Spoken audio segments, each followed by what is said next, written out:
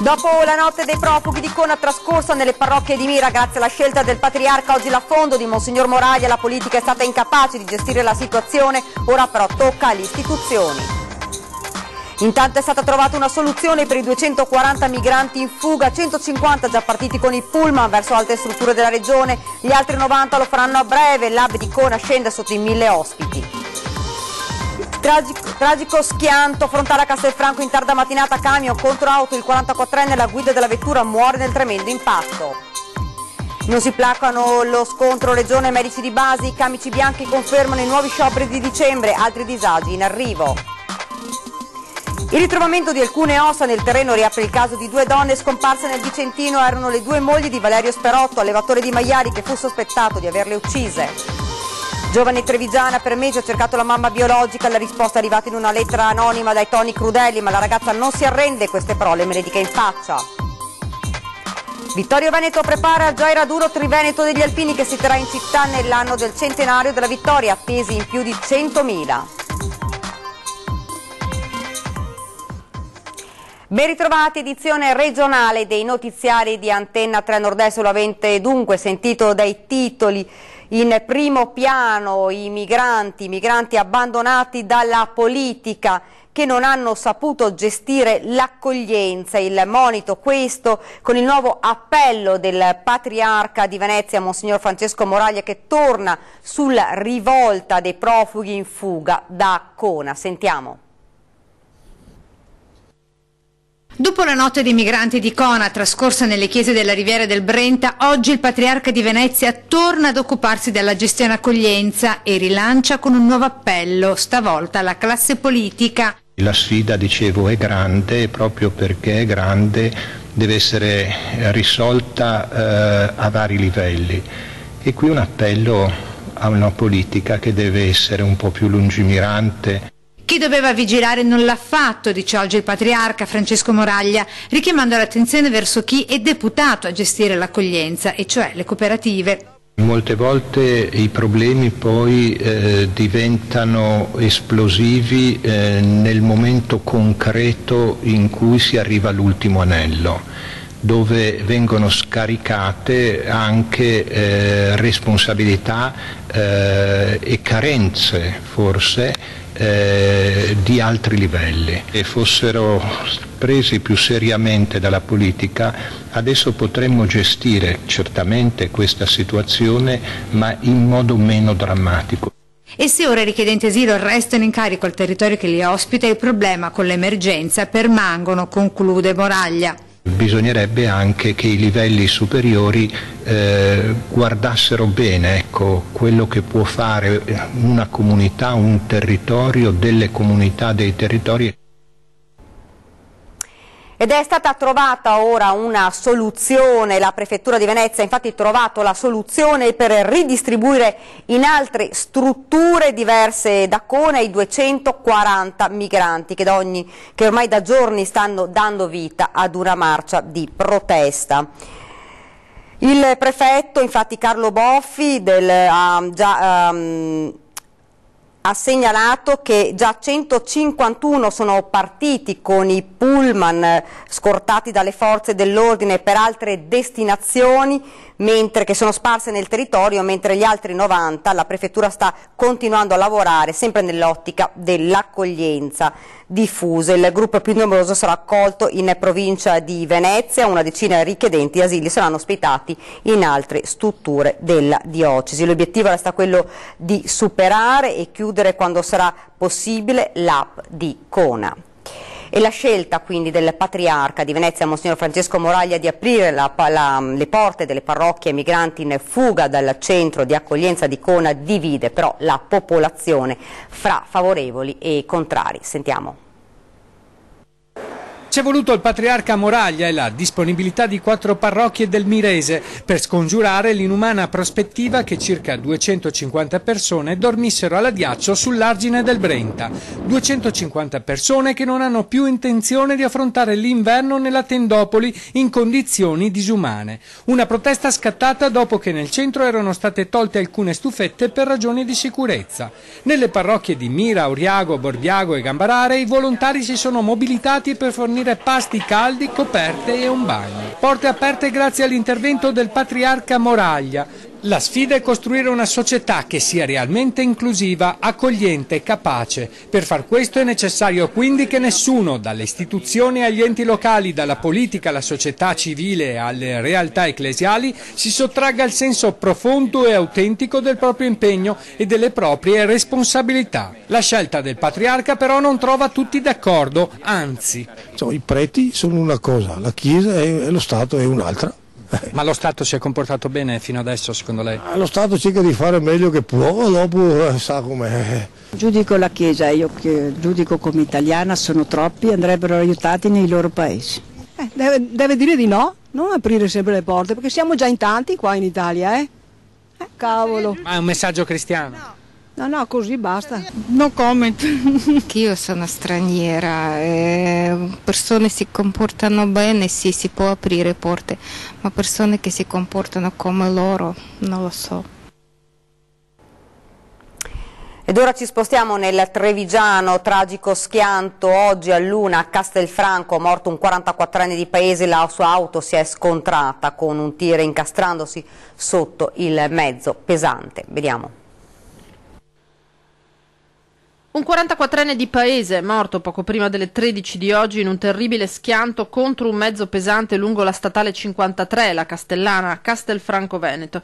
L'incidente in un'ora di punta, quella di pranzo, strada trafficata. Improvvisamente la Fiat Panda dello sfortunato 44enne si è scontrata per cause ancora in corso di accertamento da parte della Polizia Stradale di Treviso contro un camion, incastrandosi sotto il mezzo con la parte anteriore completamente distrutta, in particolare il lato del conducente, per il quale non c'è stato nulla da fare. I vigili del fuoco hanno lavorato a lungo per estrarlo, ormai senza vita, dall'abitacolo.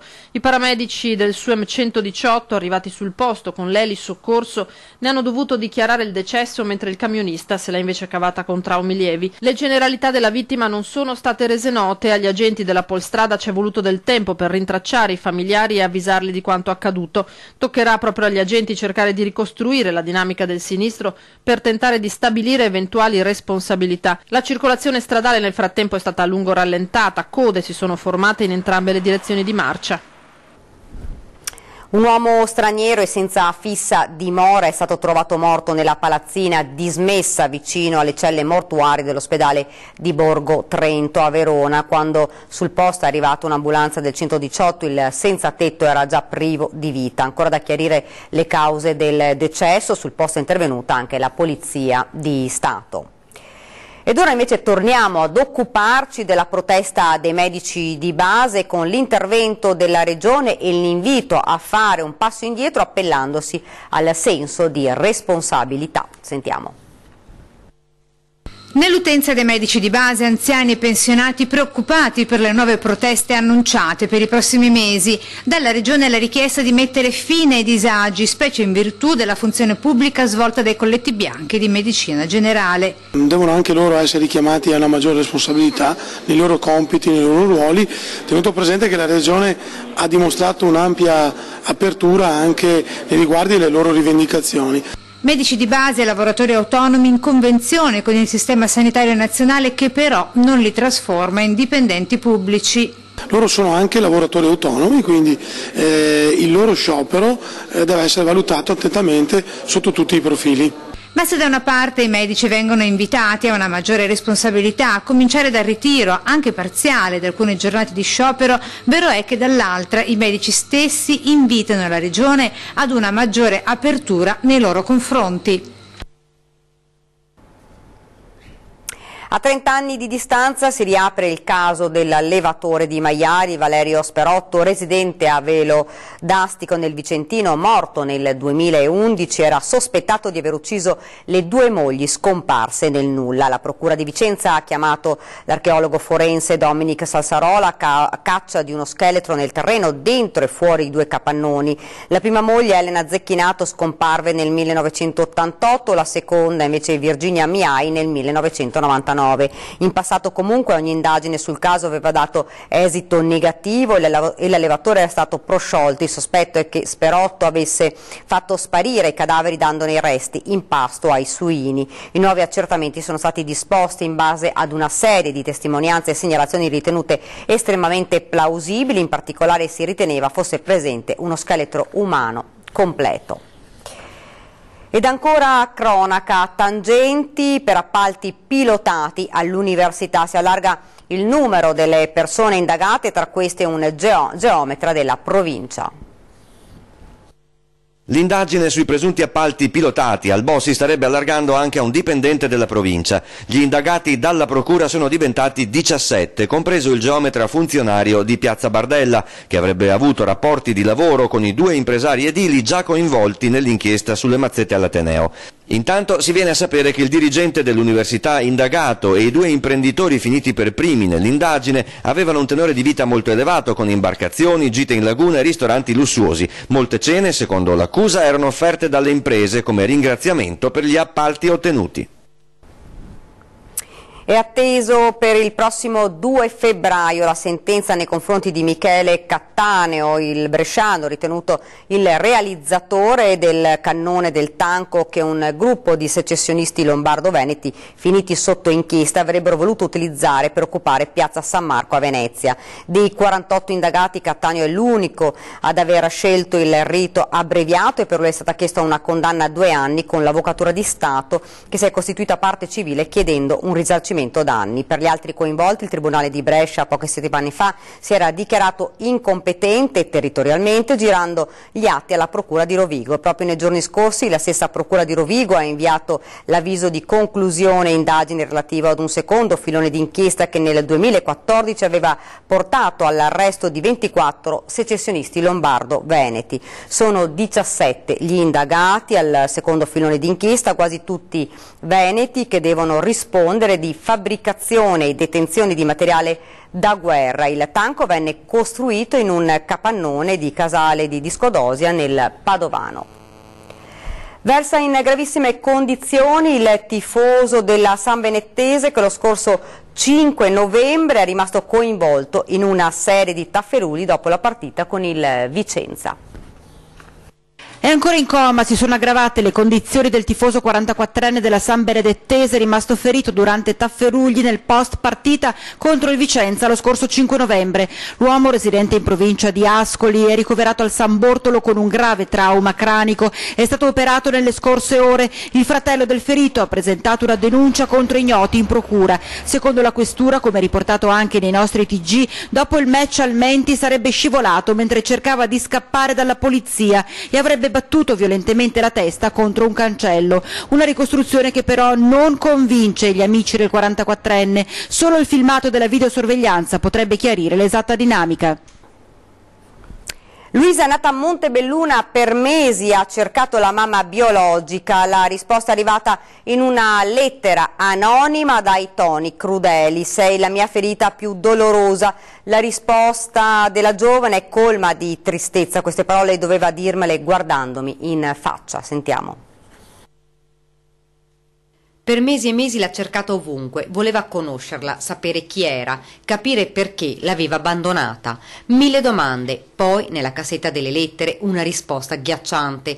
Tutto sognavo e tutto potevo sperare, ma non certo la violenza che ho subito e di cui tu sei simbolo. Uno shock per Luisa, che si era fatta 1000 idee, ma non certo questa. Guarda, non è una bella lettera, è una lettera che ti fa rimanere male. Poi bisogna sempre pensare appunto che è una lettera anonima e posso credere come non credere a questa lettera, però dato che sono parole talmente forti sarebbe giusto insomma che una persona te le dicesse a 4 occhi, ecco. Non vuole conoscerla la madre che l'ha partorita all'ospedale di Montebelluna e poi l'ha abbandonata. Se è per me una ferita dolorosa rispetta la mia privacy. Parole laceranti. Ma Luisa ancora si aggrappa ad una speranza. Sempre se è vera, perché comunque una lettera anonima bisogna sempre un attimo prenderla con le pinze. Il cuore le dice che quelle parole potrebbero essere davvero della mamma, ma è difficile per lei accettarle. Eppure, nella stessa lettera le dice di non volerla incontrare, perché se avesse voluto avrebbe risposto agli appelli del Tribunale dei minori, appelli che lei non ha mai raccolto. Luisa ricomincia forse da qui la sua vita, quella fatta di amore e carezze vere e sincere dei suoi genitori adottivi. Ci spostiamo nel Padovano. In pochi mesi ha spillato oltre 7.000 euro ad un anziano disabile, denunciato un marocchino. Faceva saltuariamente da badante ad un anziano di Baone e in questo modo riusciva a spillargli denaro dal libretto dei risparmi. I carabinieri di Este hanno denunciato per circonvenzione di incapace un marocchino quarantenne con precedenti. L'uomo ogni tanto andava a dare una mano ad un 88enne affetto da disabilità, così riusciva ad intascarsi parte dei soldi che l'anziano aveva su un libretto personale. Alla fine è riuscito a rubargli ben 7.000 euro. Ed ora ci fermiamo per una piccola pausa pubblicitaria, rimanete con noi.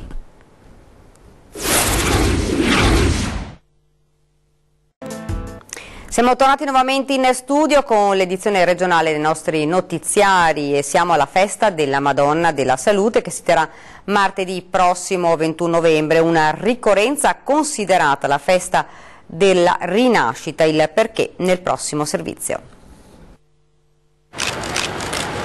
Eminenza. È la festa della nostra città, è una festa simbolica perché ricorda eventi di grande difficoltà in cui la città ha risposto e continua a rispondere con grande energia. Sono passati 400 anni dalla peste, oggi come allora a Venezia la festa della salute è considerata la ricorrenza della rinascita. Sì, l'idea dei duri banchi che diciamo spesso quando andiamo a vedere la Reia è proprio questa, cioè teniamoci duro perché di fronte alle difficoltà non bisogna scappare, non bisogna andare via. Condivide le stesse radici di quelle del Redentore, ricorda le 47.000 vittime registrate tra il 1630 e il 1631 e il voto che il doge Niccolò Contarini fece alla Madonna chiedendo la liberazione di Venezia dalla peste, i voti di oggi di turisti veneziani. Persone diverse, più diversi ci siamo nel mondo, meglio è il mondo e più bello è il mondo. È da imparare sempre per tutta la vita. Do you know what meaning? That's what I am looking up right now. I'm trying to find it. I'm trying to find it on Visit a City. Per la salute di tutti. Di tutta la famiglia. Con l'idea delle nuove epidemie. È grossa da dire, la politica e i politici. Funziona male. Ultimo in ordine di tempo dobbiamo dire i calciatori. Come ci fanno vivere in Italia? Ecco, e non c'è da meravigliarsi che i giovani tentino di andare via. Ogni anno il 21 novembre si ricorda quell'evento, oggi l'inaugurazione del Ponte Votivo che sarà aperto fino alle 22 di martedì prossimo, i suggerimenti del sindaco alle nuove generazioni. Guardate ragazzi che abbiamo bisogno di voi, studiate, applicatevi, andate anche a fare l'alternanza scuola-lavoro, fate i lavori che vi capitano anche in casa, aiutate a casa, ma guardate che state qui perché questo sarà un luogo che rinascerà sicuramente. A Vittorio Veneto nel 2018 il raduno triveneto degli alpini nel centenario della fine della Grande Guerra, attesi in più di 100.000. 1918-2018, la dunata triveneta del centenario nella città simbolo della vittoria. Le penne nere si preparano a invadere Vittorio Veneto dal 15 al 17 giugno prossimi. Dopo Treviso la Marca torna a vestirsi di tricolore. 25 sezioni coinvolte tra Veneto, Trentino e Friuli. Noi abbiamo fatto una stima, non vogliamo sopravvalutarla, ma abbiamo detto 100.000 presenze. Qualcuno mi dice anche di più, forse 120.000 nell'arco dei 3 giorni del raduno 15-17 giugno, ma sicuramente 25-30.000 gli alpini sfilanti la domenica del 17 giugno. E se magari qualcuno in più, ben venga. Credo che i vittoriosi siano pronti e soprattutto felici di accogliere gli amici alpini, anche perché la dunata del centenario sicuramente sarà una dunata storica.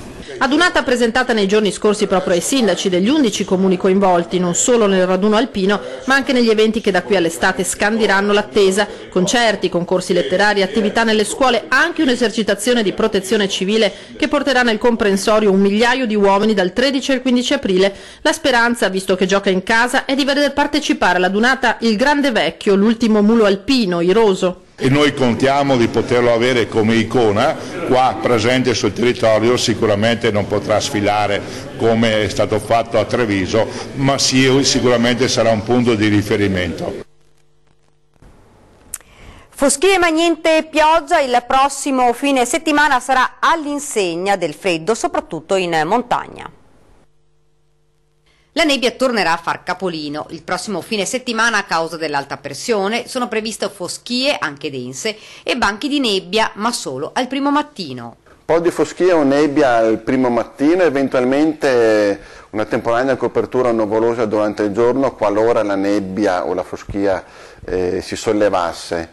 Temperature vicine allo zero invece a partire dalla settimana prossima. Gli amanti della montagna e della neve possono stare tranquilli, i fiocchi rimarranno sulle vette, le temperature infatti scenderanno anche sotto lo zero nelle zone montane, nella pianura qualche raggio di sole in più. Le temperature hanno subito una temporanea diminuzione appunto con l'arrivo del vortice freddo Attila, ora stanno salendo gradualmente e torneranno nella media del periodo, se non leggermente sopra la media di qualche grado. Gli ombrelli invece possiamo davvero metterli da parte, per il momento non sono previsti temporali né acquazzoni.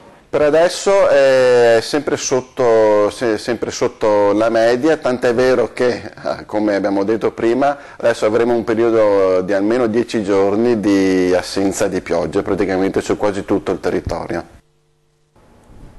Ed è proprio tutto per questa edizione del nostro telegiornale, vi lascio le previsioni del tempo, grazie davvero per averci seguito e buona serata.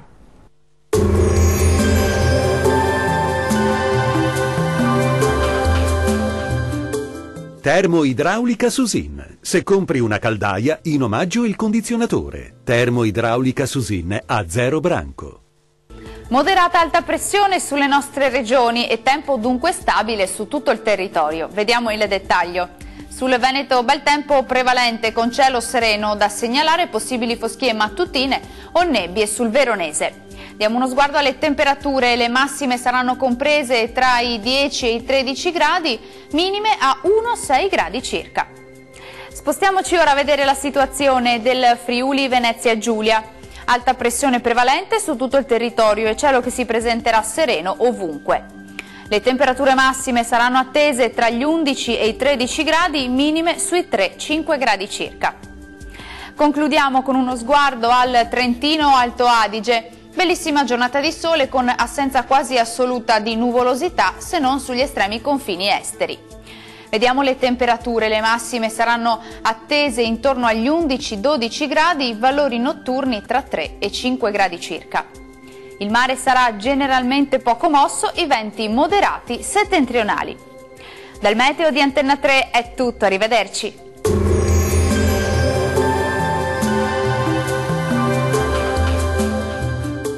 Termoidraulica Susin. Se compri una caldaia, in omaggio il condizionatore. Termoidraulica Susin a 0 branco.